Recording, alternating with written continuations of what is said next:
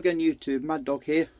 I thought I'd share with you my homemade leather strop that I use obviously for putting a nice edge, finishing edge on my knife. Dead simple, dead easy. What I've done, I've acquired an old weight training belt, leather weight training belt.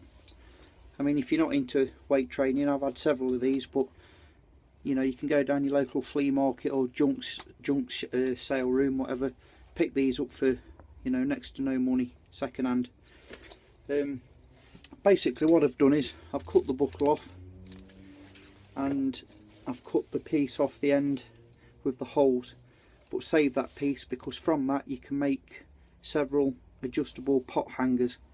For more information on that, check out my other video, adjustable pot hanger. It's all in there, go check that one out if you've not already seen it. And then what I've done is I cut a small piece of just old scrap wood, which takes the shape of that piece of leather that I've cut off the weight training belt, obviously the back side there, and just keeping a small amount of excess overhanging just so that you can grab a hold of it. So this piece here, you know, you can still grab a hold of it. The wood stops it from sliding on a surface. And then what I've done is I've taken some sandpaper and roughed all the back up, obviously because we want the leather side facing up, and then applied liberal amounts of impact adhesive and stuck that piece of leather onto onto the piece of board that we've just roughly chopped out, and then put it in some clamps, or you know, allowed it to dry overnight so it's pressed down nice and flat. Still got this little flap overhanging to, like I say, to grab hold of. And when you're doing this, make sure that the wood goes right up to the edge of the leather, because that way you can get right into the heel of the knife when you're stropping. So this is like my homemade strop board. The staining on there is, I've got myself some of this polishing compound. It's only cheap.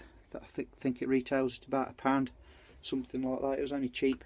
It lasts for ages, which you rub onto the leather, and then obviously take your knife, excuse me, let's throw this down here a minute, out of the way, and you know, you strop in the conventional way. So a couple of draws towards you, a couple of draws away from you.